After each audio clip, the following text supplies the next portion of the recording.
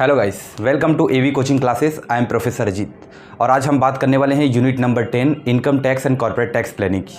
But India में income tax किस तरीके से काम करता है, कौन सी बॉडी रेगुलेट करती है उसे, उसके अंदर कितने बोर्ड आते हैं और वो बोर्ड किस तरीके से एक्ट करते हैं, किस तरीके से उनका रेगुलेशन है and the way of work उनका किस तरीके से है, वो सारी चीज़ें हम थोड़ा सा जानेंगे।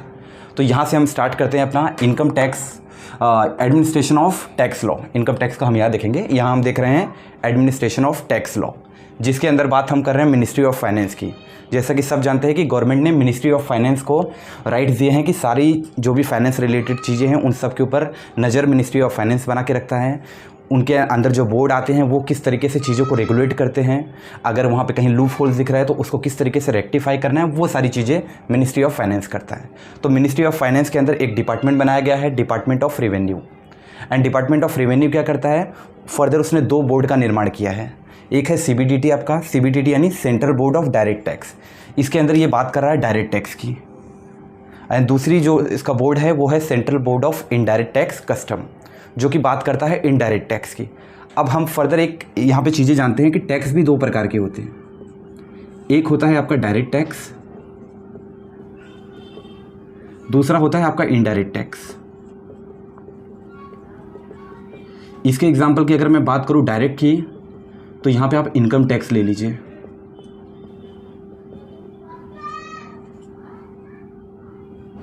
ठीक है, डायरेक्ट टैक्स में मैं बात करूं तो यहाँ पे डायरेक्ट टैक्स में आपकी इनकम टैक्स आ गई। इनडायरेक्ट टैक्स में मैं बात करूं तो कंज्यूमेबल गुड्स की बात करूंगा, जो कंज्यूमर जाके दुकान से खरीदता है।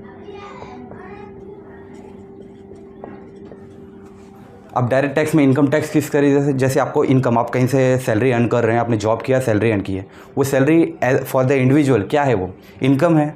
तो उस इनकम के ऊपर जो टैक्स चार्ज होता है वो तो डायरेक्टली चार्ज होता है, इसीलिए इनकम टैक्स हमेशा डायरेक्ट में आता है। और हमारी जो भी पूरी वार्तालाप होगी, जो भी हमारा कन्वर्सेशन होगा, वो पूरा चैप्टर इसी के ऊपर आधारित है। एंड जो दूसरा है इनडायरेक्ट टैक्स, उसे मेंटेन कौन करता है, central board of indirect tax and custom. और यहाँ पे कंज्यूमेबल गुड्स की बात हो रही है। जैसे एज अ कंज्यूमर अगर मैं दुकान से कोई चीज़ परचेज करता हूँ तो उस गुड्स का जो मैं प्राइस पे कर रहा हूँ, ऑलरेडी उस प्राइस में टैक्स इंक्लूडेड है, बट वो कैसा है, इनडायरेक्टली इंक्लूड है। इसीलिए कंज्यूमेबल गुड्स हमेशा इनडायरेक्ट में आता है और डायरेक्ट में आपका एग्जाम्पल आता है टैक्स। अच्छा, डायरेक्ट टैक्स के ऊपर एक चीज़ और आप जान लीजिए, जो आपका डायरेक्ट टैक्स होता है वो आपका प्रोग्रेसिव इन नेचर होता है। कैसा होता है आपका, प्रोग्रेसिव इन नेचर। तो आप प्रोग्रेसिव नेचर का बोल सकते हैं। और जो आपका इनडायरेक्ट टैक्स है ये कैसा होता है, ये होता है रिग्रेसिव इन नेचर। ये होता है आपका रिग्रेसिव नेचर का। ठीक है, अब प्रोग्रेसिव नेचर कैसा होता है, जैसे जैसे आपकी इनकम बढ़ेगी, इनकम कम तो कभी नहीं होती, इनकम हमेशा बढ़ती है, ये हम सब जानते हैं। तो जैसे जैसे आपकी इनकम बढ़ेगी उसी तरीके से आपका टैक्स भी बढ़ता जाएगा, इसीलिए हम इसे प्रोग्रेसिव इन नेचर कहते हैं। और रिग्रेसिव इन नेचर की जब हम बात करें तो वो फिक्स होता है, क्योंकि आप जब दुकान पे कुछ आप गुड्स खरीदने जा रहे हैं, फॉर एग्जांपल मैं चॉकलेट का एग्जांपल लेता हूँ। आप दुकान पे जा रहे हैं चॉकलेट खरीदने, तो वो चॉकलेट आपको भी 1 रुपये की मिलेगी, दूसरों को भी 1 रुपये की मिलेगी। तो इसके लिए ये क्या होता है, रिग्रेसिव इन नेचर होता है और ये प्रोग्रेसिव होता है।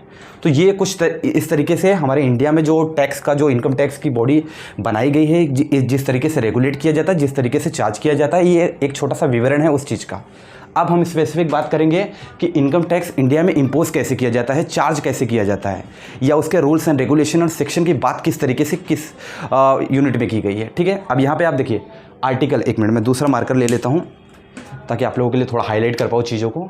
अब यहाँ पे हम देखेंगे आर्टिकल 246 की बात कर रहा है और शेड्यूल 7 की बात कर रहा है। ये कहना चाह रहा है कि जो आपका इनकम टैक्स की चीज़ें हैं, सब्जेक्ट जो ऑफ लॉ है, जो सारी लॉ रिलेटेड है, वो चीज़ों को 3 कैटेगरीज में बांटा गया है। वो 3 कैटेगरीज क्या है, जो 7 शेड्यूल में जो लॉ है उसको 3 कैटेगरी में बांटा गया है। वो 3 कैटेगरी क्या है, पहला बात कर रहा है आपकी यूनियन लिस्ट के बारे में। अब यूनियन लिस्ट क्या है, यूनियन लिस्ट क्या है, अंदर एंट्री नंबर 82 में सारे इनकम टैक्स रिलेटेड जो लॉज हैं उसकी बात की गई है, लेकिन एक चीज़ को छोड़ के, और वो चीज़ क्या है, एग्रीकल्चर इनकम। तो यहाँ पे वही चीज़ बेसिकली कहना चाहता है, taxes on income other than agriculture income. Agriculture income को छोड़ के बाकी जितनी भी इनकम हो रही है उनके ऊपर किस तरीके से टैक्स चार्ज करना है, वो सारी लॉ, वो सारे सेक्शन, वो सारी रेगुलेशन की बात कर रहा है यूनियन लिस्ट, और वो भी किस में, एंट्री नंबर 82 में। तो अब सर आपके मन में एक डाउट आएगा कि एग्रीकल्चर इनकम को छोड़ दिया तो एग्रीकल्चर इनकम की बात कहाँ पे हो रही है। तो एग्रीकल्चर की बात स्टेट लिस्ट कर रहा है एंट्री नंबर 46 में, टैक्सेस ऑन एग्रीकल्चर इनकम। यहाँ पे एग्रीकल्चर को छोड़ के बाकी इनकम की बात कर रहा था, और यहाँ पे एग्रीकल्चर इनकम की बात कर रहा है।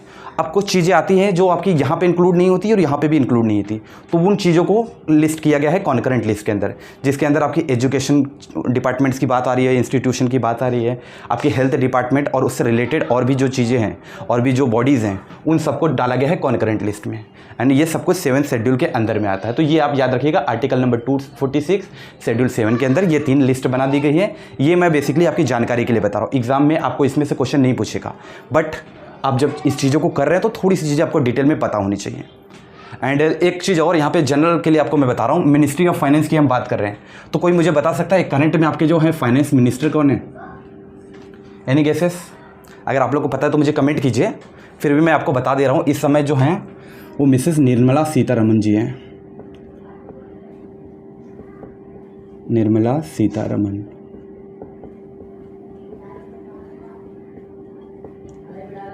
आपने इन्हें देखा होगा कई बार न्यूज़ में आपने लगाया होगा, तो पार्लियामेंट में जो फाइनेंस बिल पास होता है तो निर्मला सीतारमन जी ही उस बिल को पेश करती हैं। उसके अंदर बहुत सारे अमेंडमेंट की बात होती है, तो आपको ये चीज़ें पता होनी चाहिए। अगर आप नेट का अटेम्प्ट कर रहे हो तो बिल्कुल आपको पता होना चाहिए, अगर आप सेट का अटेम्प्ट कर रहे हो तो आप जनरल नॉलेज के लिए ये एक चीज़ देख सकते हो, बट आपको क्वेश्चन ये नहीं पूछेगा। ये हो गया आपका बेसिक स्ट्रक्चर, आप एक बार इसको देख लीजिए एंड इसका चाहिए तो स्क्रीनशॉट आप ले लीजिए। एंड फर्दर नेक्स्ट स्लाइड में मैं चीज़ें थोड़ी सी डिटेल में करवाता हूँ आपको, तो एक बार आप इसका स्क्रीनशॉट ले लीजिएगा इस।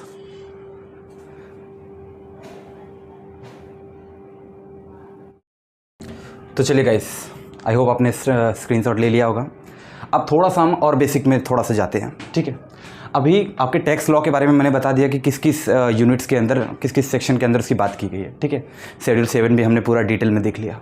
अब हम बात करते हैं टैक्स लॉ के कंपोनेंट्स क्या हैं। तो बेसिकली इसके 4 कंपोनेंट्स हैं।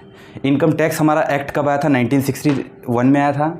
उसके बाद में इनकम टैक्स एक्ट तो आ गया, अब एक्ट के अंदर जो रूल्स की बात की गई वो उसके नेक्स्ट ईयर यानी 1962 में बात की गई। एंड उसके बाद सर्कुलर आया एंड उसके बाद नोटिफिकेशन आया। लाइन वाइज हम जाते हैं चीज़ों को। इनकम टैक्स एक्ट 1961 क्या बोल रहा है हमें? ये कह रहा है कि cover the levy of income tax in India. India में अगर किसी पर्सन या किसी इंडिविजुअल के ऊपर इनकम टैक्स किस तरीके से लेवी करेगा, उस चीज़ों के बारे में बात, वो चीज़ें कवर की गई है, उन चीज़ों के बारे में बात की गई है इनकम टैक्स 1961 में। फिर 1962 में क्या आया? तो नाम ही बता रहा है कि इनकम टैक्स रूल की बात की गई है। यहाँ पे उसने बताया कि किस इंडिविजुअल पर्सन पे लेवी होगा, यानी फॉर एग्जांपल मुझे पता चल गया कि ये पर्सन XYZ है एंड ये टैक्स भरेगा, ये एक्ट इसके ऊपर लेवी हो रहा है। बट रूल्स क्या है, किस तरीके से? तो ये क्या है? Formulated bye CBDT। हमने पीछे ही मैंने बताया, ये वर्ड आपको बार बार मिलेगा, central board of direct tax, CBDT, for the proper administration of the act. इस एक्ट को प्रॉपर तरीके से इंप्लीमेंट किया जा रहा है या नहीं किया जा रहा है, एंड अगर किया जा रहा है तो किस जो स्लैब्स बने हैं, टैक्स के रेट के जो स्लैब्स बने हैं वो बराबर उस तरीके से उसी क्राइटेरिया में काउंट हो। इसका ध्यान कौन रख रहा है? Income tax rules 1962। सर्कुलर क्या है? सर्कुलर अगेन CBDT, यहाँ पे जब वो इनकम टैक्स रूल को वही मैंडेट कर रही है तो जो सर्कुलर है उसे भी CBDT ही इशू करती है। अब वो सर्कुलर किस चीज़ है? Issued by CBDT to clarify. क्या क्लेरिफाई करना चाहता है? Meaning and scope of certain provision of the act. कुछ ऐसे एक्ट हैं जो थोड़े से डिफ़िकल्ट मोड में हम कह सकते हैं कि एज ए इंडिविजुअल पर्सन को समझ में नहीं आ रहा, तो उसे एक्सप्लेन करने के लिए, क्योंकि जो टैक्स रिलेटेड पर्सन है, जो टैक्स फॉर एग्जांपल ऑडिटर हो गया, आपका अकाउंटेंट हो गया, आपके CA हो गए, इन सभी को तो ये टर्म पता है क्योंकि उन्होंने उसी के बारे में एजुकेशन ली है। बट ये CBDT क्या करता है? सर्कुलर जारी करता है उन इंडिविजुअल पर्सन के लिए जो लोग टैक्स भर रहे हैं बट उनके उसके बारे में उन्हें डिटेल पता ही नहीं है, तो उनको ये क्या करता है? उसका meaning and scope of certain provision वो उनको बताने के लिए उस सर्कुलर इशू करता है। और कौन इशू करता है? CBDT, central board of direct tax. And last आता है नोटिफिकेशन। अगेन ये भी CBDT ही करता है, क्योंकि हम डायरेक्ट टैक्स की बात कर रहे हैं, तो जो कुछ भी होगा सब कुछ central board of direct tax ही करेगा। तो क्या है? Issued by CBDT to give effect to the provision of the act, make and amendment rules. अगर किसी भी एक्ट में कुछ चेंजेस आते हैं, कुछ अमेंडमेंट लाने हैं, तो ये सब के बारे में कुछ चीज़ें इशू हो रही है तो उसका नोटिफिकेशन भी हमें CBDT ही इशू करता है। अब ये अमेंडमेंट कहाँ होता है वो मैंने आपको बताया, पार्लियामेंट में फाइनेंस बिल जब प्रोवाइड किया जाता है तो उसमें सारी चीज़ें अमेंडमेंट जो पिछली वाली हैं वो सारी चेंजेस करके इसके अंदर रखी जाती हैं। एक चीज़ और आप समझिए यहाँ पे, एक मिनट। Income tax. अब जैसे इनकम ना हमें 5 तरीके से मिलता है, यहाँ मैंने gross total income chart mention कर दिया है, बट आप लोगों को पता होना चाहिए कि इनकम जो है हम 5 तरीके से अर्न कर सकते हैं। एक सैलरी के थ्रू, अगर हमें सैलरी मिल रही है तो वो।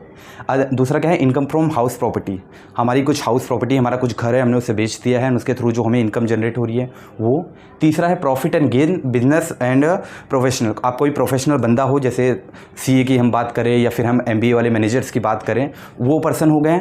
या तो कोई बिजनेस हो आपका, तो बिजनेस होगा तो आपको प्रॉफिट होगा, तो ऐसे पर्सन इस चीज़ के अंदर आते हैं, तो उनको भी जो प्रॉफिट होता है वो उनके लिए इनकम ही है, तो वहाँ की बात करता है। चौथा आता है आपका कैपिटल गेन। अब capital gain in the sense कैसे मैं कहूँ आपको, फॉर एग्जांपल मैं ओनर हूँ किसी बिजनेस का, मेरा गुड्स है कि फॉर एग्जांपल मैं क्रिकेट बैट बनाता हूँ, तो क्रिकेट बैट जो मैं बेच के कमा रहा हूँ तो वो तो मेरा प्रॉफिट हो गया, ये तीसरे पॉइंट में कवर हो गया, क्योंकि ये मेरे गुड्स हैं, मैं गुड्स को बेच के अगर कुछ अमाउंट कमा रहा हूँ तो वो मेरा प्रॉफिट हो गया, वो थर्ड चीज़ में आ गया। बट कैपिटल गेन की बात क्या कर रहा है, मैंने कुछ ऐसा प्रोडक्ट बेचा जो मेरा गुड्स नहीं है, मैं रेगुलरली नहीं बेचता। फॉर एग्जांपल मेरी कुछ मशीनरी थी जो बेड बनाने के लिए मैं यूज़ कर रहा था, बट मेरे अकॉर्डिंग अभी वो ओल्ड हो चुकी है, तो मैंने क्या किया, मैंने इसको बेच दिया और उससे जो मुझे प्रॉफिट हुआ वो यहाँ पे आ गया। तो कैपिटल गेन, वो मैं हमेशा नहीं बेच रहा, वो मेरा गुड्स नहीं है, अगर वो मैं हमेशा बेचता तो वो मेरा गुड्स में आ जाता और ये चीज़ थर्ड में काउंट हो जाती। तो कैपिटल गेन एक तरीके से आप उस चीज़ को समझिए। एंड पाँचवा जो इन चारों में इंक्लूड नहीं होता है वो चीज़ आ जाती है आपके पाँचवें में, income from other sources. For example आपका घर है, आपने रेंट पे दे दिया, तो उसके थ्रू आप जो इनकम जनरेट कर रहे हैं वो ऐसी सारी चीज़ें आपकी इनकम फ्रॉम अदर सोर्स में इंक्लूड हो जाती है। ठीक है, अब अगर फॉर एग्जांपल अब इन सब का आपको कुछ अमाउंट मिल जाता है, जब मैं आपका इनकम कैलकुलेट करता हूँ as a for example auditor, as a CA में अगर आपका इनकम कैलकुलेट कर रहा हूँ, तो पहले मैं इन पांचों क्राइटेरिया के हिसाब से आपका सारा अमाउंट लिख लूँगा। इसमें जो अमाउंट आपका एग्जाम्प्ट अमाउंट है, जो एग्जाम्प्ट अमाउंट है उसे मैं हटा दूँगा, एंड उसके बाद में एग्जाम्पशन हटाने के बाद सारे अमाउंट को मैं लिख लूँगा, और इसका जो टोटल आता है उसे हम कहते हैं gross total income. Gross total income जो भी आपका आए, ठीक है, यानी मैं बेसिकली इसकी बात कर रहा हूँ। यहाँ जो आपका इसका टोटल निकलेगा उसे हम कहते हैं ग्रॉस टोटल इनकम। अब इसमें से क्या होता है, इसमें से लेस होता है, इसमें से लेस क्या होता है आपका डिडक्शन।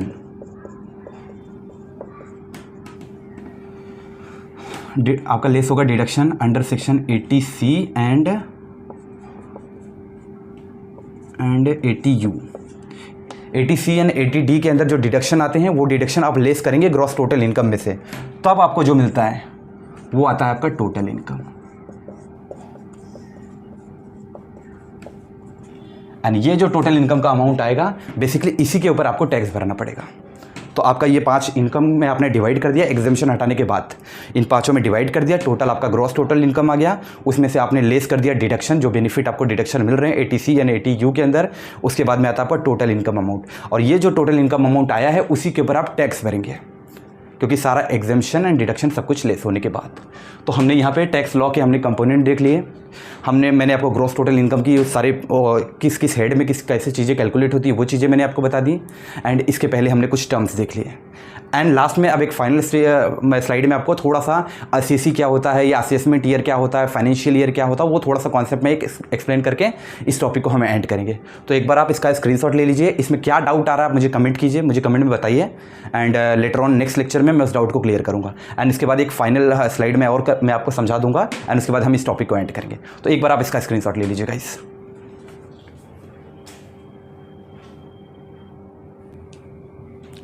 चलो गाइस, आई होप आपने उसका स्क्रीनशॉट ले लिया होगा। एंड अब हम थोड़ा सा बात करेंगे असेसमेंट ईयर की, प्रीवियस ईयर की बात करेंगे, असेसी क्या होता है उसके बारे में बात करेंगे, और पर्सन क्या होता है उसके बारे में बात करेंगे। ठीक है, अब एक एग्जांपल से यहाँ पे मैं चीज़ों को आपको थोड़ा समझाऊंगा, यहाँ थोड़ा ध्यान दीजिएगा। अभी करंट में हमारा फाइनेंशियल ईयर क्या चल रहा है, तो हमेशा याद रखिए फाइनेंशियल ईयर जो हमारा स्टार्ट होता है वो अप्रैल से स्टार्ट होता है, एंड कहाँ होता है, मार्च को होता है। और अभी कौन सा साल चल रहा है, तो 1 अप्रैल से हमारा ये स्टार्ट होगा, 2024 चल रहा है, तो 1 अप्रैल 2024 ये होगा इसका स्टार्टिंग पीरियड, एंड 31 मार्च, लेकिन कौन सा, 2025 का।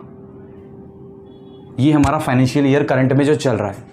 अब फॉर एग्जांपल मान लीजिए कि मैं इस फाइनेंशियल ईयर में कुछ अर्निंग करता हूँ, मेरी समझिए एक कंपनी है, एंड ये पूरे साल 1 अप्रैल 2024 से लेके 31 मार्च 2025 तक अगर मैं कुछ अर्निंग कर रहा हूँ, तो यहाँ पे समझिए मैं प्रॉफिट अर्न कर रहा हूँ, ये पूरा मेरा अर्निंग पीरियड है।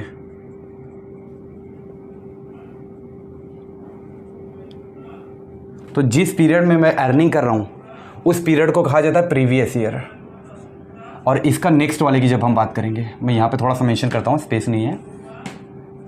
जब इसका नेक्स्ट वाले की मैं बात करूँगा, यानी मैं बात कर रहा हूँ 1 अप्रैल 2025 से लेके 31 मार्च 2026 की, ये मेरा क्या होगा, ये असेसमेंट ईयर होगा।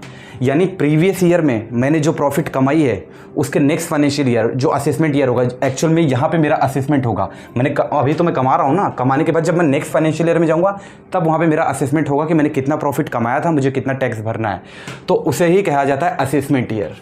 तो आप असेसमेंट ईयर का कॉन्सेप्ट याद रखिए। असेसमेंट ईयर वो ईयर जहाँ पे हम असेस करते हैं सारी अपनी इनकम को और उसके हिसाब से जब हम टैक्स निकालते हैं उसे कहा जाता है असेसमेंट ईयर। और प्रीवियस ईयर यानी प्रीवियस ईयर वो ईयर होता है जहाँ पे हम प्रॉफिट अर्न करते हैं, जैसे मैंने ये एग्जांपल देके आपको समझाया। फिर भी एक बार आप प्रीवियस ईयर को आप जानो, प्रीवियस ईयर है क्या। ये सेक्शन 234 के अंदर आता है एंड ये सेक्शन 29 के अंदर आता है। अच्छा, प्रीवियस ईयर इंक्लूड सेक्शन 234 के अंदर आता है, लेकिन जो इसका डेफिनेशन दिया गया है, जो इसकी मीनिंग की बात की गई है, तो वो सेक्शन 3 में बात की गई है। अब वो क्या कहा गया है एक बार देखते हैं इसको। Previous year means as per section 3 क्या बोल रहा है, it means the financial year immediately preceding the assessment year. वही बात हो गई कि जो आपका प्रीसीडिंग ईयर था, जो आपका ईयर रन कर रहे थे जिसमें आप प्रॉफिट कमा रहे थे, एग्जैक्ट उसकी बात कर रहा है यहाँ पे। अब यहाँ क्या बोल रहा है, year in which income is earn. Again वही इनकम आप यहाँ पे ही अर्न कर रहे हैं, तो यही आपका प्रीवियस ईयर होगा। मैंने ऊपर समझा दिया, जिस फाइनेंशियल ईयर में आप इनकम अर्न कर रहे हैं वो आपका प्रीवियस ईयर हो गया। एंड नेक्स्ट ईयर जहाँ पे आप असेस करने वाले हैं चीज़ों को, क्योंकि कंप्यूटेशन करने वाले हैं, वो हो गया आपका असेसमेंट ईयर। आपको ये दोनों कॉन्सेप्ट क्लियर हो गए। असेसमेंट ईयर, प्रीवियस ईयर जिस फाइनेंशियल ईयर में आप इनकम जनरेट करें, प्रीवियस ईयर। असेसमेंट ईयर उसका अगला साल जहाँ पे हम चीज़ों को असेस करने वाले हैं, अपने इनकम टैक्स को, अपनी इनकम को कंप्यूट करने वाले हैं। अब आते हैं तीसरा, असेसी, सेक्शन 27 के अंदर। असेसी कौन होता है, तो असेसी एक पर्सन होता है। असेसी एक पर्सन होता है जिसके इनकम के ऊपर हम टैक्स चार्ज करने वाले हैं, उसे कहा जाता है असेसी। तो असेसमेंट ईयर में जब हम असेस करते हैं इनकम टैक्स को, तो किसके इनकम को हम असेस करते हैं, जिस पर्सन के इनकम को हम असेस करते हैं असेसमेंट ईयर में, उसे ही हम कहते हैं असेसी। तो असेसी एक पर्सन होता है। बट अब पर्सन कौन होता है, तो पर्सन की भी बात की गई है सेक्शन 231 में। अब पर्सन कौन हो सकता है, पर्सन एक इंडिविजुअल भी हो सकता है, HUF हिंदू अनडिवाइडेड फैमिली भी हो सकती है, एक आपका जुरिस्डिक्शनल पर्सन के अंदर भी आ गया, वो भी बंदा हो सकता है, या आपकी कोई कंपनी ले ले, बहुत सारी चीज़ें हैं इसके अंदर। इंडिविजुअल कोई पर्सन भी हो सकता है, कोई कंपनी भी हो सकती है, हिंदू अनडिवाइडेड फैमिली भी हो सकती है, आर्टिफिशियल पर्सन भी हो सकता है। तो ये सब कुछ आता है पर्सन के अंदर। तो असेसी एक पर्सन होता है, लेकिन पर्सन कौन हो सकता है, तो ये सारे लोग पर्सन हो सकते हैं। अब यहाँ पे ना एक थोड़ा सा चीज़ देखिए, यहाँ पे तो हमने कॉन्सेप्ट पढ़ लिया असेसमेंट ईयर, प्रीवियस ईयर का कॉन्सेप्ट हमने पढ़ लिया कि असेसमेंट ईयर क्या होता है, प्रीवियस ईयर क्या, प्रीवियस ईयर जहाँ हम प्रॉफिट कमा रहे हैं, असेसमेंट ईयर हम नेक्स्ट ईयर असेस करें। लेकिन कुछ केसेस ऐसे हैं जिसमें असेसमेंट यानी प्रीवियस ईयर ही असेसमेंट ईयर है, यानी हम यहीं पे इनकम अर्न कर रहे हैं इसी साल, और इसी साल हमारा असेसमेंट भी हो रहा है। क्यों इस साल हो रहा है वो हम देखते हैं। तो कुछ ही केसेस ऐसे हैं। फॉर एग्जांपल ये 5 सेक्शन के बारे में बात की गई है। अब पहला क्या बोल रहा है, सेक्शन 172 इसके अंदर आ रहा है। पहला क्या बात कर रहा है, income of non resident from shipping. यानी एक नॉन रेसिडेंट पर्सन है, उसको इनकम जनरेट हो रही है शिपिंग से, तो वो जहाँ पे अर्न कर रहा है, इसी साल अर्न कर रहा है, इसी साल उसे असेस करके उसको भरना पड़ेगा टैक्स, क्योंकि वो नॉन रेसिडेंट है।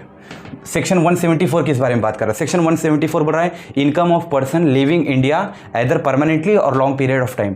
मतलब वो इंडिया का रेसिडेंट है, इंडिया में अर्निंग कर रहा है और इसी साल उसने अर्निंग की इसी फाइनेंशियल ईयर में, बट वो इंडिया छोड़ के जाने वाला है, या तो परमानेंटली जा रहा है या लॉन्ग पीरियड ऑफ टाइम के लिए जा रहा है। तो एक बार अगर वो चला गया तो हम उससे टैक्स कैसे लेंगे, क्योंकि हमें नहीं पता ना वो नेक्स्ट ईयर आएगा कि नहीं आएगा। तो नेक्स्ट ईयर उसका असेसमेंट नहीं करेंगे हम, इमीडिएटली प्रीसीडिंग ईयर जो ईयर चल रहा है प्रीवियस ईयर में ही हम उसका असेसमेंट कर लेंगे। तो इस केस में भी आपका जो प्रीवियस ईयर है is equal to assessment year, ये दोनों ही बन जाता है। तो पहला केस शिपिंग वाला हो गया, दूसरा केस रेसिडेंट छोड़ के जा रहा है। तीसरा देखते हैं 174 ए की बात की गई, यहाँ 174 था, यहाँ 174 ए की बात की गई है।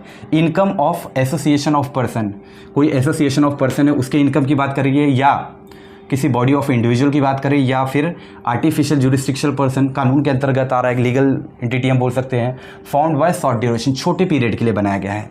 तो कोई एसोसिएशन ऑफ पर्सन यानी किसी रूल्स के अंदर कोई बॉडी बनाई गई है एक छोटे से पीरियड के लिए, तो फिर सीधी बात है शॉर्ट ड्यूरेशन के लिए हो सकता है, तो वो हो सकता है उसी ईयर में क्रिएट हो एंड उसी ईयर में डिसॉल्व कर दिया जाए। इसीलिए इस केस में भी हमारा प्रीवियस ईयर ही जो है असेसमेंट ईयर बन जाएगा। सेक्शन 175 क्या कर रहा है? Income of person trying to alienate his assets with a view of avoiding payment of tax. तो साफ साफ यहाँ पे अपना पर्सन जो है वो अवॉइड करना चाह रहा है टैक्स को, तो ये तो सेंटेंस ही पढ़ के आपको समझ में आ गया है कि उसको यहीं पे चार्ज करना पड़ेगा। सेक्शन 176 क्या बात कर रहा है? Income of discontinued business. Normally हम ये एजम्पशन मान के चलते हैं कि जो बिजनेस होता है वो लॉन्ग पीरियड होता है, कंटिन्यूस इन नेचर होता है, तो कंटिन्यू मतलब लॉन्ग पीरियड के लिए जाएगा, हम ये मान के चलते हैं। लेकिन जब हमें पता है कि कोई ऐसा बिजनेस है जो डिसकंटिन्यूड होने वाला है, यानी अगले साल तक शायद वो चले ही ना, इसी साल शायद वो बंद हो जाए, तो हम अगले साल तक तो उसका वेट नहीं कर सकते ना कि हम जाएँ उसका टैक्स चार्ज करें, देन वो कहे कि हमारी कंपनी बंद हो गई है, हम बैंक करप्ट हैं, तो इसमें गवर्नमेंट का लॉस है ना। तो इस केस में भी गवर्नमेंट क्या करती है? प्रीवियस ईयर को ही असेसमेंट ईयर माना जाता है और यही आपका असेसमेंट होता है, इसी ईयर में आपको टैक्स भरना पड़ता है। तो ये सारी चीज़ें अभी हमने देख ली। मैंने आपको पूरा लॉ किस तरीके से इंडिया में काम करता है, इनकम टैक्स का कंपटीशन हम किस हेड्स के अंदर करते हैं एंड किस स्टेट वाइज किस यूनिट में इसकी बात की गई है, सेक्शन वाइज मैंने चीज़ें बताई एंड पांचों मैंने हेड्स ऑफ इनकम बताए, उनका कैसे टोटल इनकम होता है, ATC ATU के अंदर कैसे आपको डिडक्शन हटा के आपको टोटल इनकम जिसके ऊपर टैक्स चार्ज होगा, ये चीज़ें मैंने आपको बताई। इसके बाद में मैंने आपको असेसमेंट बता दिया, प्रीवियस ईयर बता दिया, मैंने आपको असेसी का कॉन्सेप्ट बता दिया एंड पर्सन का कॉन्सेप्ट बता दिया। कुछ ऐसे भी एक्सेप्शन है, ये याद रखिएगा, ये एक्सेप्शन है, कुछ ऐसे भी एक्सेप्शन है जहाँ पे प्रीवियस ईयर ही असेसमेंट ईयर बन जाता है। वो भी 5 कंडीशन है, 172, 174, 174A एंड 175 एंड 176। तो ये चीज़ें भी मैंने आपको क्लियर कर दी। आई होप यहाँ से आपका बेसिक क्लियर हो गया होगा। अब नेक्स्ट लेक्चर जब हम बात करेंगे तो हम रेसिडेंशियल स्टेटस देखेंगे कि हमें कैसे पता चलेगा कि ये पर्सन इंडिया का तो है बट इंडियन रेसिडेंट की क्राइटेरिया में फुलफिल हो रहा है, ऑर्डिनरी है या नॉन ऑर्डिनरी है, वो हम रेसिडेंशियल स्टेटस में देखेंगे एंड उसी के हिसाब से हम कंप्यूटेशन ऑफ टोटल इनकम देखेंगे और एक एक डिडक्शन को धीरे धीरे जैसे लेक्चर्स होते जाएंगे तो हम एग्जेम्पशन और डिडक्शन को भी एकदम बारीकी से एकदम जानेंगे उससे। तो आई होप आज का लेक्चर आप लोगों को समझ में आ गया होगा एंड आप लोग इसका भी चाहिए तो एक बार स्क्रीनशॉट ले लीजिए and thank you guys, that's it for today, stay tuned for the next lecture. Thank you.